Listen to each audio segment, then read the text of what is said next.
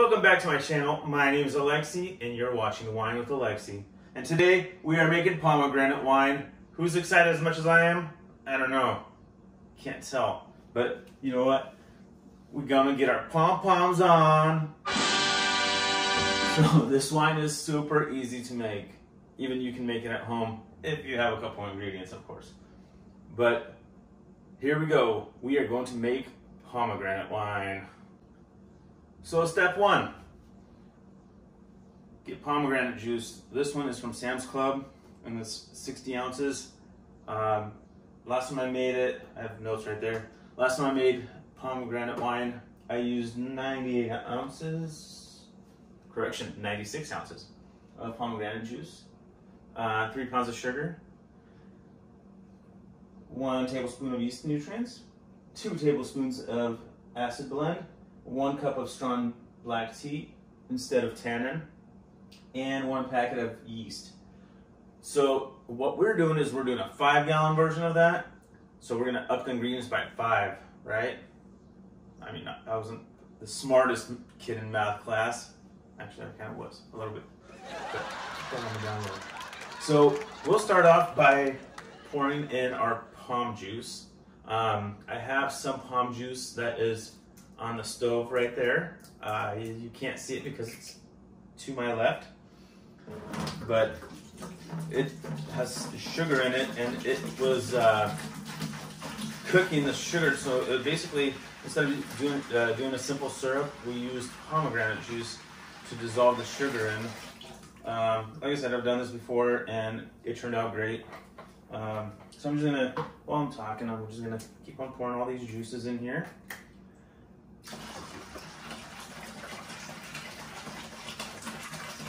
Without making too much of a mess. I just get so excited whenever I make pomegranate wine. Granted, this is only my 2nd time, but I'm very, very, very excited about making this stuff.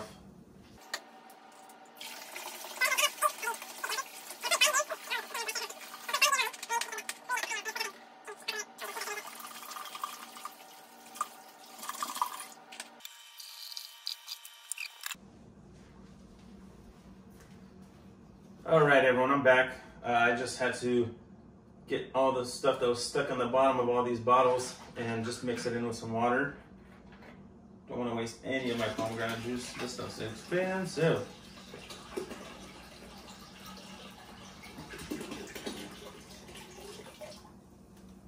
Ta-da! Alrighty, so while we wait for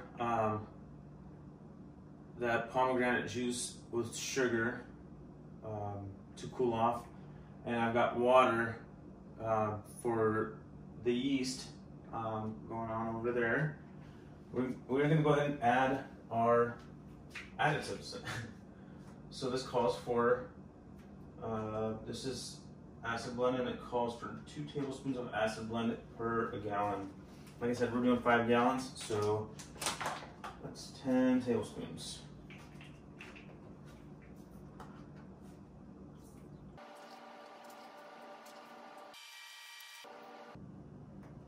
All right, so that was 10 tablespoons. Next, let's go ahead and do 1 tablespoon of yeast nutrients. So that means we need 5 tablespoons of yeast nutrients. Or, I'm sorry, I keep saying tablespoons, I mean teaspoons. Teaspoons of all these. I know some of you are thinking, what? That's a lot. No, it's teaspoons. Definitely teaspoons.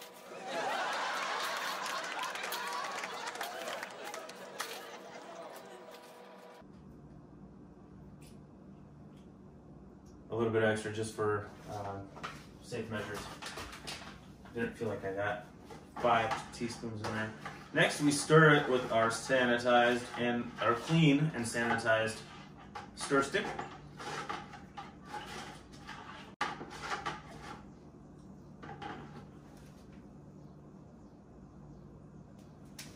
Let's go ahead and check our temperature here. We're almost there for the yeast. So while we wait for that, let's add in the good stuff.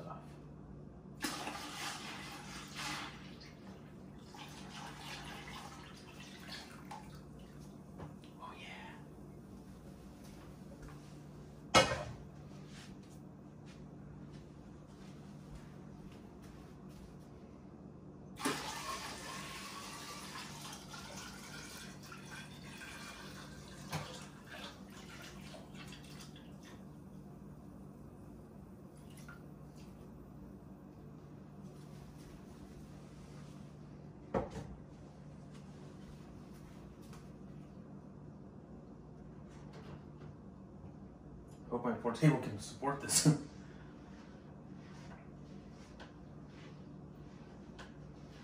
So now that we have all of our mixtures in here, I'm going to add the rest of the sugar. So I'm actually doing 14 pounds instead of 15.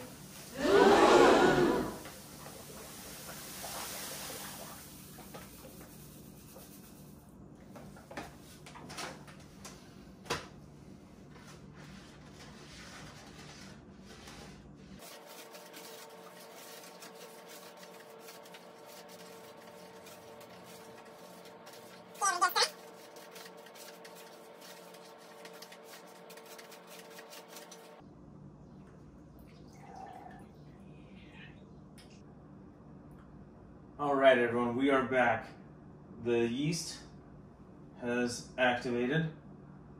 Our must is cooled down enough to go ahead and add this yeast in this beautiful cup with dolphins on it.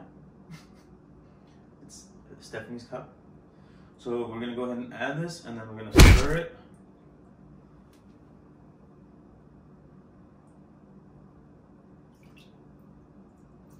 We got everything out of the cup.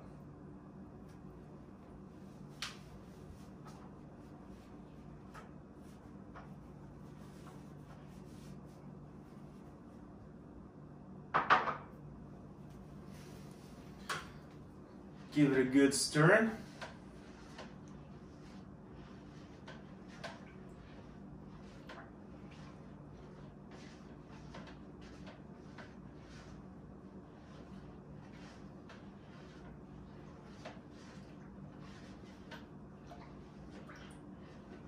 Oh, and I did forget to mention while I'm stirring, I guess I'll mention it. I did pull 300 milliliters of must out of here before I added the yeast, so I can check the specific gravity and see where we're at on the sugar levels. I like my sugar levels up higher because it gives me higher content of alcohol. So, and then if I want to, I guess I can dilute it later if I want to, but this is amazing, amazing wine. And like I said, I did do 1 pound less sugar this time, so I'm very curious to find out what our specific gravity is going to be on this. Also, another thing to keep in mind is you want to keep notes of everything that you do to your must. Speaking of which, we forgot to put in our 5 bags of tea, black tea, instead of tannin. I'm going to go ahead and grab that now. So for 1 gallon of wine, I did 1 cup of black tea. For 5 gallons of wine, I'm doing 5 cups of black tea. And that's dangerously close to the top. But what we're going to do with this is we are not going to put an airlock on it. We are just going to cover it gently with the lid. So 50% of this is going to be gases escaping from the lid. That's why we're not going to put it on tight. And then the other 50% is going to turn into alcohol. So that's what makes wine, if anyone did not know that. CO2 escapes, and then the yeast also pees out alcohol, which is pretty cool. So thank you very much for watching, and I'll get back to you guys with the specific gravity reading on the must that I have cooling in the refrigerator at the moment, because it's got to be around 60-ish degrees, kind of that area, for the right kind of reading.